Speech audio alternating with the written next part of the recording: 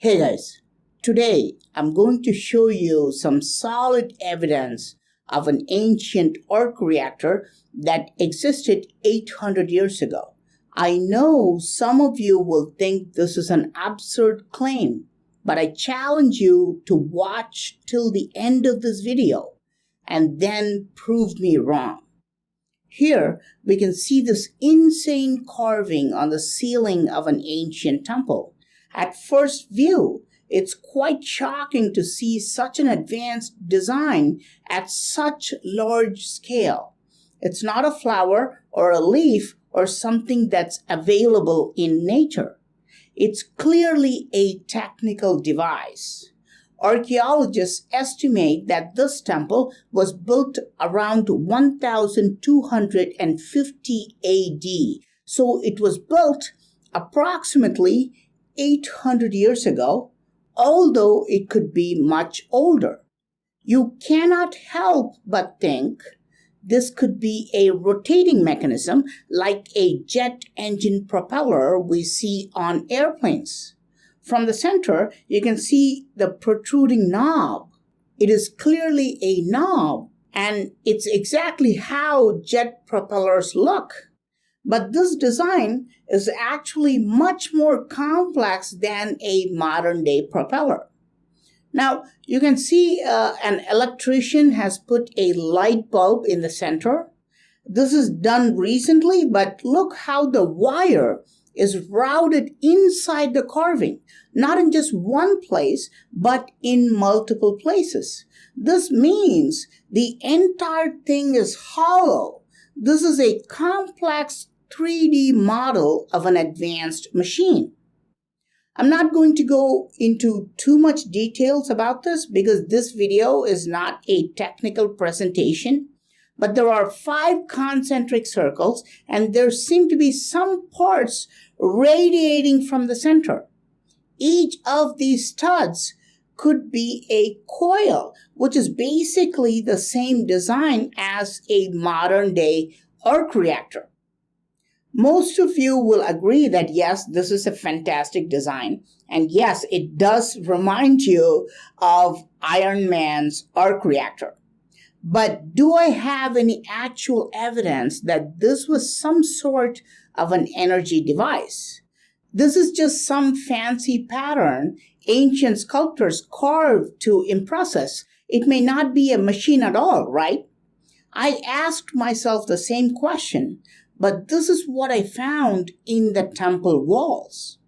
Here, you can see the same device. You can see the circular part of this device, but it is attached to a thick cable. Looks remarkably similar to a modern-day multi-track cable. And you can see how it is connected to the right using these 2 attachments. And here's this guy holding a huge cylinder in his arms. The end of the cylinder is also attached to the right. But this doesn't make much sense. What is the connection between this cylinder and the arc reactor? Let's go on the other side and see what's happening. On the other side, you can see the story of churning of the sea of milk. According to ancient texts, demons and gods churned the sea using a snake as a rope and a mountain as a churning rod. But this carving shows some very strange details. First, the churning rod is not a mountain. It's a pillar that has a smooth cylindrical middle part, and the top and bottom are square-shaped. But here's the weird part. The exact same pillars are found in the same temple. Look at this pillar. It has a square shape at the top and has a square-shaped bottom and has a smooth cylindrical middle part. And you see the central part. Archaeologists confirm that these are turn marks created by a rotating lathe machine. But maybe the ancient builders are showing us how these marks were actually created, how they turned, or shall I say churned, the pillar itself into this shape. But look what's right on top of this giant pillar. The large-scale arc reactor. Is it a coincidence that they put a large-scale arc reactor right next to this giant pillar? And now, look at this arc reactor directly connected to the rope that is turning this pillar. This is definitely some type of a machine that's fixed to the rope to churn it effectively. See, there's no way we can churn a giant stone pillar manually. We need advanced technology and a power source to create these amazing pillars. There are 2 arc reactors connected to this rope. One is in plain sight connected directly, and the second one is carved on the other side. It's plugged into the same wall where the rope is connected. This carving actually has more details, like the so-called snake's head is plugged into the floor. But there's something right next to this carving. Here's a guy pulling out a circular arc reactor out of a shelf. What kind of a device was this? How did ancient builders use it? Here you can see a soldier holding a big shield, but he's also holding a giant arc reactor attached to a long base. This is fascinating because guess what today's soldiers carry when they go to remote areas? Batteries. In fact, now governments have become more advanced and are making the soldiers carry solar batteries.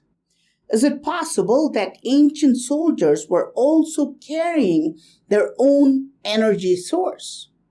Here's a carving that clearly proves that this is not a flower or some type of decorative cloth or thin material. It's something really solid and sturdy. He's kneeling on the machine like how you will casually lean on a motor today while you're working on it. Look at how the arc reactor is set on the floor. I'm tempted to say he's setting this on the floor to charge it or repair it or something. But it was definitely strong enough to withstand a man's weight. Yet, it was also small enough and light enough to carry this. So this is very advanced technology, like modern technology. Today we carry generators and small motors around, yet they are unbreakable. I found many carvings of this arc reactor. One is mounted on the wall with an L angle. Some are mounted using other type of stands. Some are even handheld devices. But here's the problem, right? Everywhere we see the arc reactor, it's just the front view. We don't know how it looks from the side. Only when we see the side view, we can understand more. But there are side views carved in the same temple. I'm going to show you 3 carvings side by side. Here's the first one. Take a look at this carefully. And here's the second one. It looks similar, but something is different.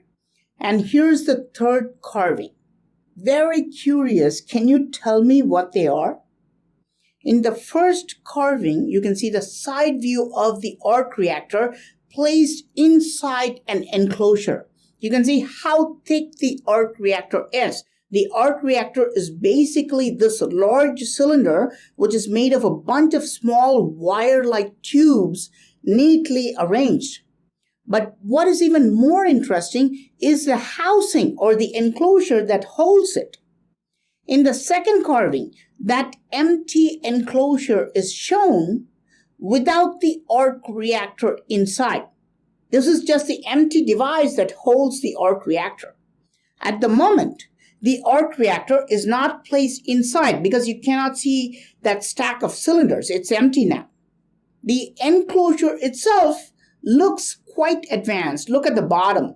There are 3 legs at the bottom and 3 vertical pipes and a covering on top.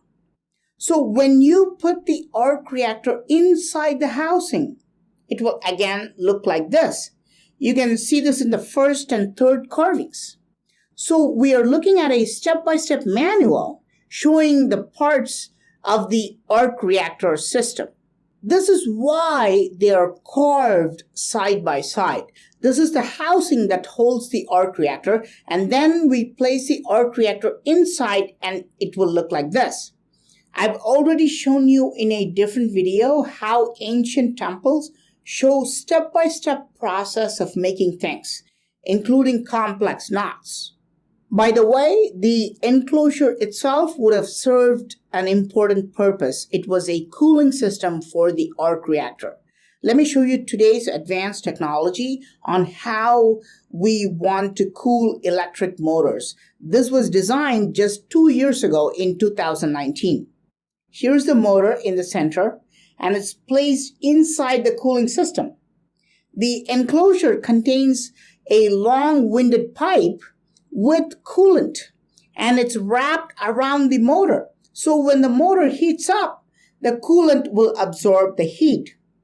This is exactly what we are seeing in this enclosure.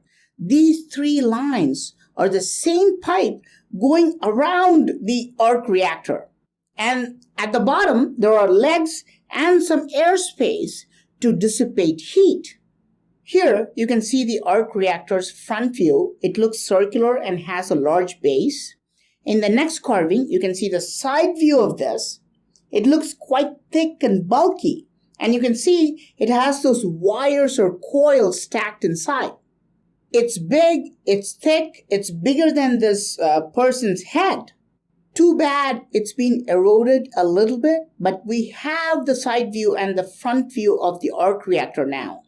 But we do need to see how it looks from the back, because most machines like the arc reactor will look neat and tidy from the front and side.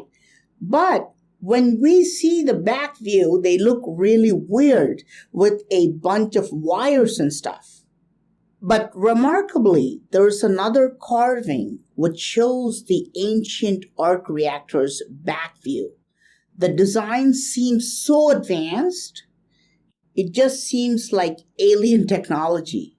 At the top, there's the arc reactor, but it has a long, thick cable running down. And there are 6 protrusions attached to that cable, 3 on either side. Even the protrusions have smaller tracks or partitions. I mean, it looks like an insanely complex machine with multiple attachments. If it's not a machine, how do you explain this? Now, what do I mean when I call this an arc reactor, right? I don't exactly mean a perpetual motion device or even a nuclear reactor. It could be that too, but it could be any machine like a motor, a turbine, a magnetic generator, or propeller. I don't know exactly what this is, but I do know it is an advanced ancient machine. But remember, according to experts and mainstream media, it's an insane claim to say such a machine existed 800 years ago. Okay, so far I've only shown you the carvings outside, but now let's go inside the temple and find out what's up there. Inside, there are 4 perfectly lathe machine pillars, and there are 3 small chambers with beautiful Hindu gods. But that's not what we are examining today. This is what we find in the ceiling. What do you think? I think this is pure insanity. The complexity of this arc reactor is just unbelievable. This is not just one carving. We are looking at multiple designs of a complex machine, and they're all carved all over the ceiling. Again, look at the modern day wiring for the light bulb. It is routed through the hollow spaces, showing how hollow this carving is. Here's the third one. They all look somewhat similar, but have some differences too. Must be various designs of this machine. Now, let me show you something weird. If we turn off the light bulbs, it's pitch black.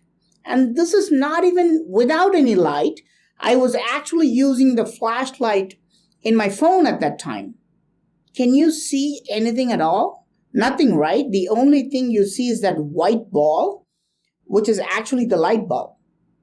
And this was shot around noontime when the sun was really bright.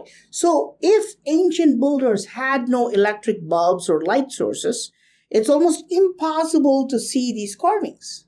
Why did ancient builders decide to place these incredible designs in such a dark place? Was it supposed to be a secret only to be found by someone who's looking very hard? Did they carve these designs to teach the future generation about the technology of arc reactors? You've seen several giant models of the arc reactor, which look incredibly complex. You've seen the front view, the side view, the cooling station, and the back view. This may not be an arc reactor, but it was definitely some kind of an advanced ancient machine. I don't think there's a shred of doubt in my mind. What about you? Please let me know your thoughts in the comment section. I am PraveenMohan. Thanks a lot for watching. Don't forget to subscribe, and I will talk to you soon. Bye.